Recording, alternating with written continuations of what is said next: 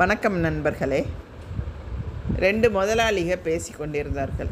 அதில் ஒரு முதலாளி தன்னிடம் வேலை பார்ப்பவனைப் போல உலகத்தில் முட்டாளை காணவே முடியாது என்றார். அதற்கு மற்றொரு முதலாளி, தன்னிடம் வேலை பார்ப்பவன்தான் உலகத்திலேயே அடிமுட்டாள் என்றான். 2 பேருக்கும் சில நிமிடம் வாக்குவாதம் நடந்தது. முடிவில் 2 பேரும் நிரூபித்து காட்டுவதாக கூறி சமாதானமானார்கள். அதன் பின்னர் முதலாளி தன்னுடைய வேலைக்காரனை அழைத்து அவனிடம் 1 ரூபாயை கொடுத்து, நீ போய் ஒரு ஆடி கார் வாங்கி வா என்று அனுப்பிவிட்டான். அவனும் அதற்கு சரி என்று கூறி சென்றான். உடனே அந்த முதலாளி, பாத்தியா, 1 ரூபாயை கொடுத்து ஆடி கார் வாங்க சொல்கிறேன், அவன் அதுக்கும் சரின்னு போகிறான், இவனை மாதிரி முட்டாப்பைய உலகத்திலேயே உண்டா என்று கூறி சலித்து கொண்டான். கொஞ்சம் பொறு, என்னுடைய வேலைக்காரனை பாரு என்று கூறி அவனுடைய வேலைக்காரனை அழைத்தான் அந்த 2வது முதலாளி. 2ஆம் முதலாளி தன்னுடைய வேலைக்காரனை அழைத்து அவனிடம், நான் இப்போது வீட்டில் இருக்கேனா அப்படின்னு போய் பார்த்துட்டு வா என்று கூறி அனுப்பினான்.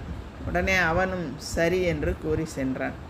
அவன் சென்றதும் 2வது முதலாளி, பாத்தியா, இவனை மாதிரி அடிமுட்டால் உலகத்தில் உண்டா என்று கூறி அவனும் சிரித்து கொண்டான். அப்பொழுது 2 வேலைக்காரர்களும் ஒரு இடத்தில் சந்தித்து கொண்டார்கள்.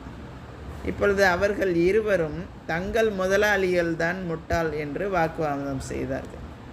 எப்படி என்று 2ஆம் வேலைக்காரன் கேட்க, முதல் வேலைக்காரன் சொன்னான், தன்னுடைய ஓனர் 1 ரூபாயை கொடுத்து ஆடி கார் வாங்கி வர சொன்னார்.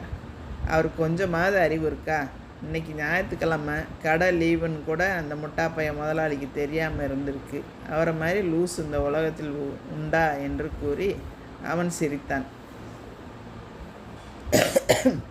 2ஆம் வேலைக்காரன், அது கூட பரவாயில்லடா, எங்கள் ஓனர் அவர் வீட்டில் இருக்காரா அப்படின்னு பார்த்துட்டு வர சொல்லி என்னை அனுப்பியிருக்காரு.